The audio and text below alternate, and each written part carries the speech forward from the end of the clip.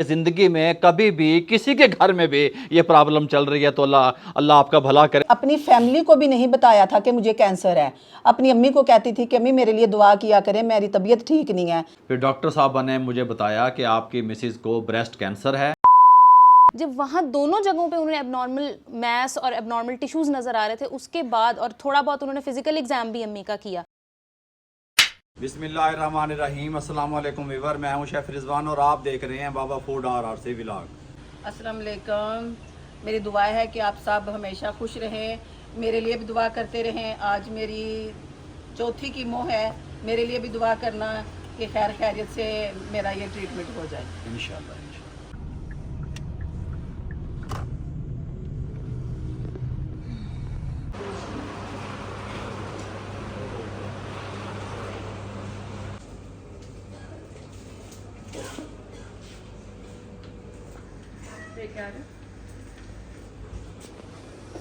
ये लीजिए अल्हम्दुलिल्लाह कीमो लगवा के घर पहुंच चुके हैं अल्हम्दुलिल्लाह। और हमारे आते ही रामेश ने जो है खाना तैयार करवा दिया, खाना लगवा दिया, दस्तरखान में बैठे हुए हैं, भूख बहुत लगी हुई है। और राज जी आपको कैसा लगा आज, कैसा फील कर रही हो आप? अल्लाह का शुक्र है, बेहतर फील कर रही हो? इंशाल्लाह आप लोगों ने दुआएं करनी है कि ये जल्द से जल्द ठीक हो जाए इंशाल्लाह इंशाल्लाह।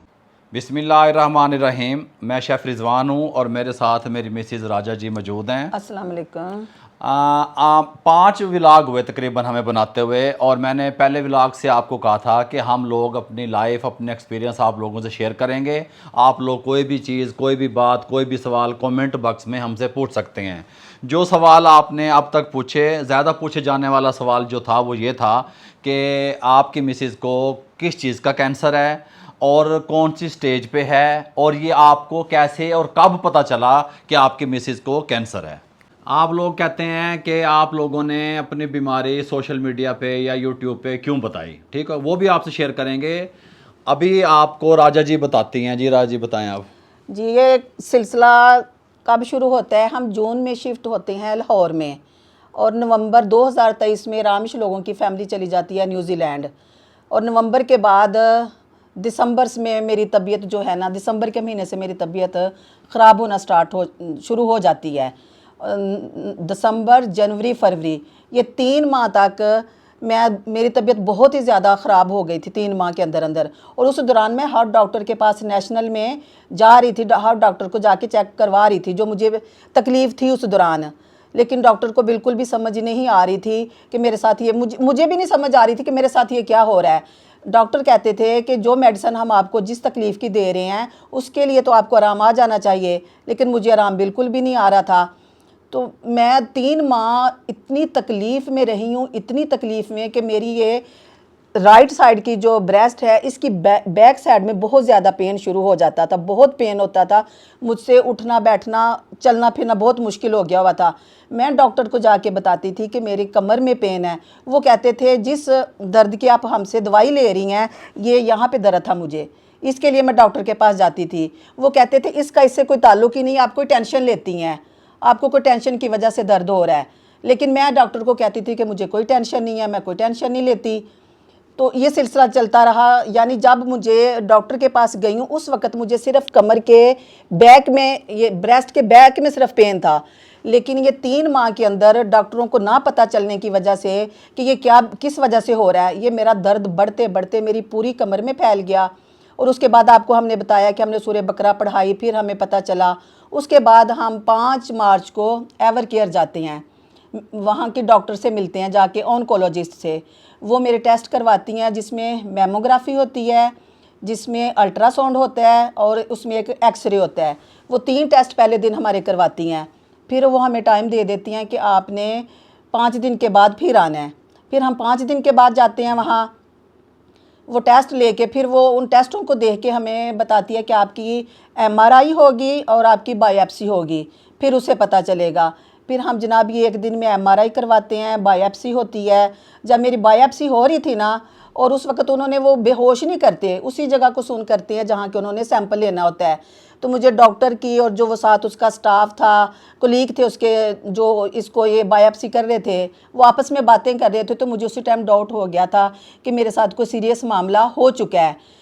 तो चलो वो तो हो गया। उसके बाद हम लोग बायोप्सी करवा के घर वापस आ जाते हैं। वो जो बायोप्सी की रिपोर्ट थी ना, वो शौकत खानम में जानी थी, वहाँ से रिज़ल्ट आना था कि इसमें क्या क्या मसला है। वो 3 दिन के बाद शौकत खानम से जो रिपोर्ट है वो हमारे पास आ जाती है। अच्छा जी, 3 दिन के बाद शौकत खानम से मेरी रिपोर्ट आ जाती है हमारे पास ऑनलाइन। तो उसके बाद फिर हमने एवर केयर जाना होता है अपनी ऑन्कोलॉजिस्ट के पास। तो उसके बाद फिर हम एवर केयर जाते हैं और वहाँ क्या सूरत हाल होती है वो बाबा जी आपको बताएंगे। वहाँ पे डॉक्टर साहबा कहती हैं कि आप अपने मिसेज़ को बाहर भेज दें। मैंने कहा कि हम अल्हम्दुलिल्लाह इतने हिम्मत वाले हैं कि आपकी बात सुन सकते हैं। उसने कहा नहीं, आप बाहर भेज दें। मैंने राजा जी को डॉक्टर के कमरे से बाहर भेज दिया। फिर डॉक्टर साहबा ने मुझे बताया कि आपकी मिसेज़ को ब्रेस्ट कैंसर है और ये लास्ट स्टेज पे है और आप इसका फौरी ट्रीटमेंट स्टार्ट करवाएं। क्योंकि जो भी हमारे पास रिपोर्टें होती हैं या ऑनलाइन जो भी चीज़ें आ रही होती हैं, क्योंकि रिपोर्ट तो फिज़िकल जाके लेनी पड़ती है, जड़ा वर्का जो होता है, वो तमाम चीज़ें न्यूजीलैंड में बैठ के गुड़िया देख रही थी। अब वो जब मैं गुड़िया से प्रॉपर राब्ते में था, अभी आप रिपोर्टें देख के मुझे बताओ, फिज़िकल जाके लेने में टाइम लगता था, ऑनलाइन वो जल्दी दिख जाती थी। तो सबसे पहले जब गुड़िया ने मुझे बताया भी ये आपको मम्मा को कैंसर है बाबा, और मैं बहुत परेशान हो गया। यहाँ पे पाकिस्तान में अली को और मुझे ये सब चीज़ें लेकर चलना, मैनेज करना बहुत मुश्किल हो रहा था। मैं आखिर आप समझदार होंगे कि मेरी छोटी सी फैमिली है। मैं रामिश को और गुड़िया को सलार को सेटल कर चुका था न्यूजीलैंड, लेकिन मैं बहुत परेशान हो गया कि अब मैं क्या करूं। रामिश और गुड़िया वहाँ सेटल हो चुके हैं और यहाँ पे ये मसला बन गया है। मुझसे मैनेज नहीं हो पा रहा था क्योंकि जो आगे सिस्टम था, रिपोर्ट्स थी, ये चीज़ें क्या कौन कौन से टेस्ट हैं, किस किस तरीके से हैं। साफ ज़रा मैं डॉक्टर तो नहीं हूँ, गुड़िया डॉक्टर थी तो उसी को इस सारी चीज़ों का पता था। तो फिर मैंने इनको कहा कि आप रामिश के साथ मशवरा करें और आप जल्दी से जल्दी पाकिस्तान वापस पहुँचें। और रामिश और गुड़िया ये सब लोग, मुझे नहीं पता था, मुझे इन्होंने कहा कि हम 15 दिन के बाद वाइंड अप करके वापस आ रहे हैं, लेकिन ये 3 दिन के बाद वापस आ गए। उस टाइम छोटी ईद थी गालबन, तो हमने किसी को नहीं बताया था अपनी बीमारी के बारे में, लेकिन हमने यही कहा था कि रामेश ईद करने के लिए यहाँ पाकिस्तान में आ रहा है। लेकिन असल मसला उसका ईद करने का नहीं था, असल मसला उसको अपनी माँ को लेकर के था। और आप लोग ये समझते हैं कि माँ की बीमारी को लेके व्यूज़ लेने के लिए शायद ये व्लॉग बना रहे हैं और अपनी ये बीमारी जो है वो डिस्कस कर रहे हैं। यकीन करें, आपको पता है कि मुझे मार्च में डायग्नोज हो चुका था कैंसर, और मैंने अपनी फैमिली को भी नहीं बताया था कि मुझे कैंसर है। अपनी अम्मी को कहती थी कि अम्मी मेरे लिए दुआ किया करें, मेरी तबीयत ठीक नहीं है, लेकिन मैंने ये नहीं बताया था कि मुझे कैंसर है कि वो लोग परेशान होंगे। तो मैं अपने इसको यूट्यूब फैमिली को हम क्यों बताते कि मुझे कैंसर है। हम इसे छुपाना चाहते थे, बिल्कुल भी नहीं बताना चाहते थे, और बहुत टाइम तक हमने इसको छुपाया। लेकिन आप लोगों को खुद भी मेरी तबीयत से अंदाज़ा होने लग गया था कि मुझे कोई मसला है। हम हॉस्पिटल जाते थे तो वो लोग हमसे पूछते थे कि बाबा जी आप अपनी फैमिली को लेके यहाँ कैंसर के हॉस्पिटल में क्यों आए हुए हैं। हम कितना छुपाते।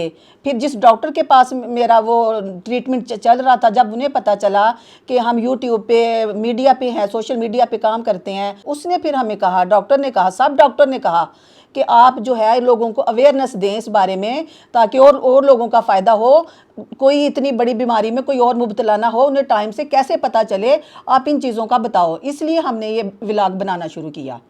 मुझे गुड़िया पाकिस्तान में चाहिए थी ताकि वो डॉक्टर है और इन मामलात को अच्छे से समझ सके। मुझे इन इतने बेहतर तरीके से इन मामलात का नहीं पता मेरे भाइयों, मैं सादा सा बंदा हूँ, इसीलिए मैंने गुड़िया को बताया। अब गुड़िया आपको मज़ीद बताएगी, डॉक्टर किन्जा आपको बेहतर अंदाज में बता सकेगी, ताकि ज़िंदगी में कभी भी किसी के घर में भी ये प्रॉब्लम चल रही है तो अल्लाह आपका भला करे सबको देखने वालों का, तो वो प्रॉब्लम आप वक्ती पकड़ लें, उस पर गिरफ्त ले लें, ताकि वो लास्ट स्टेज तक आपका मामला ना पहुँचे। जी बेटा बताओ।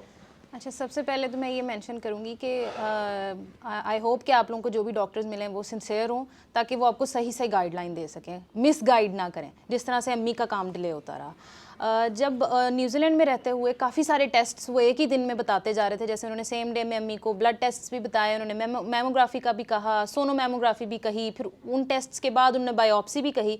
तो बाबा मुझसे गिला कर रहे थे, आप कह लें कि शिकायत एक कर रहे थे कि ये इतने टेस्ट इन्होंने करवाए, जब इन्होंने अल्टीमेटली बायोप्सी से ही बताना था, तो ये पिछले टेस्ट क्यों करवा के इन्होंने इतने पैसे बनाए। तो मैंने कहा हर चीज़ का बाबा स्टेप बाय स्टेप लेके चलना होता है, हम आखिरी सीढ़ी पे पहले नहीं चल सकते।